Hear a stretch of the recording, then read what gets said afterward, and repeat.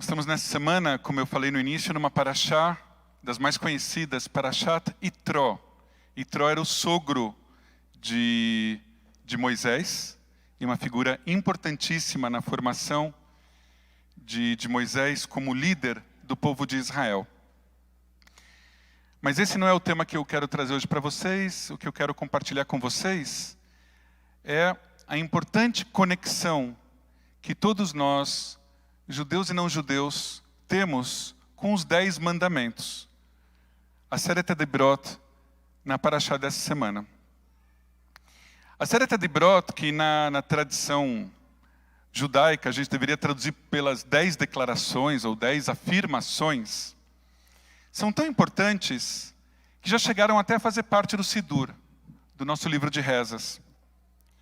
Depois, muitos rabinos decidiram retirar os 10 mandamentos do Sidur. Por quê? Porque as pessoas estavam focando tanto neles que não era para que as pessoas achassem que os 10 mandamentos fossem mais importantes do que todas as outras mitzvot. Então, por isso, eles foram retirados do Sidur. As Aseret Hadibrot, então, essas 10 declarações, extrapolaram a tradição judaica. Elas também se tornaram muito importantes para os cristãos. Aliás, foram eles que as chamaram de 10 mandamentos. E da convivência entre judeus e cristãos, na Idade Média surgiu um midrash muito especial.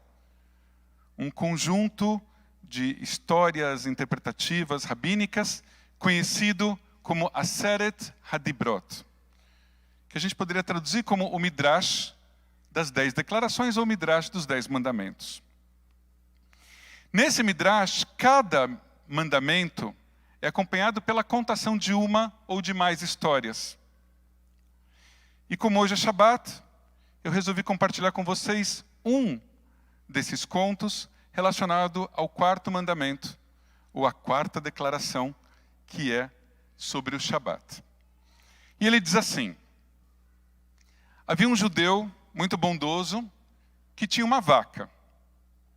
Ele arava com ela todos os dias. Mas quando chegava o Shabat, esse judeu, que era um tzadik, que era uma pessoa temente a Deus, colocava a vaca para descansar. Um dia, esse judeu perdeu tudo que ele tinha. Só sobrou a vaca. E ele a vendeu para um não-judeu que morava perto dele. O novo proprietário também usava o animal para arar diariamente seu campo. Mas quando chegou o sábado, a vaca não saía do lugar. Irritado, o homem bateu no animal, chicoteou a vaca e ela nem tchuns, ela nem se mexeu. O homem, muito bravo, resolveu ir até o seu amigo judeu e disse: meu tzadik, meu caro judeu, toma sua vaca de volta. Ela trabalhou bem por 6 dias, mas já no 7º dia, ela se deitou no chão e não se mexeu mais. Ao escutar isso, o judeu sorriu. Vocês já podem imaginar por quê. A vaca não se mexia no Shabat porque era Shabat. Ela tinha sido ensinada a descansar no Shabat. O judeu disse para o seu amigo o seguinte: fica tranquilo, eu vou fazer a vaca trabalhar para você. Então, ele foi até o animal e disse: vaca,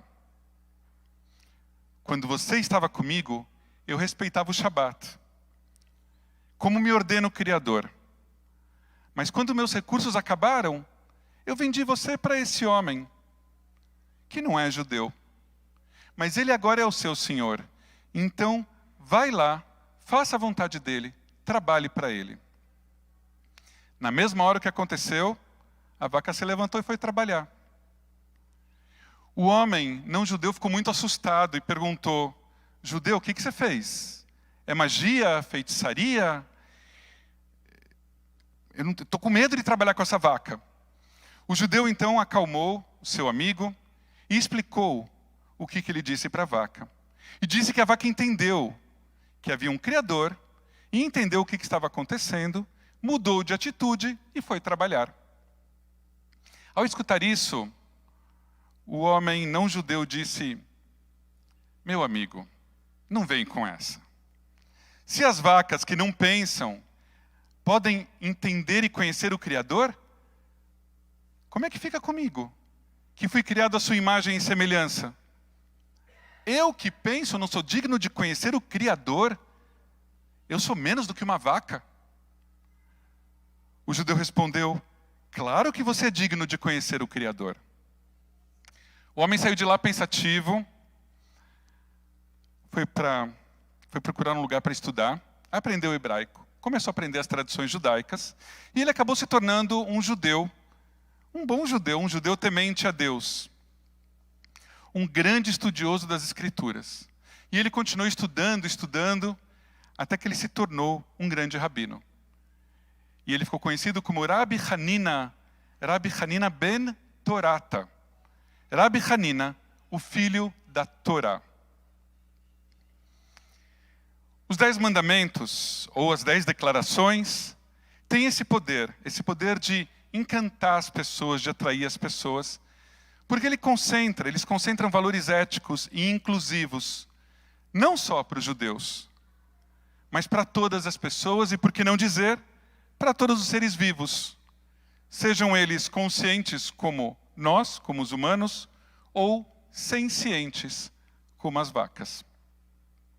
No 4º mandamento, nós lemos, abre aspas, o 7º dia é o Shabat do Eterno seu Deus.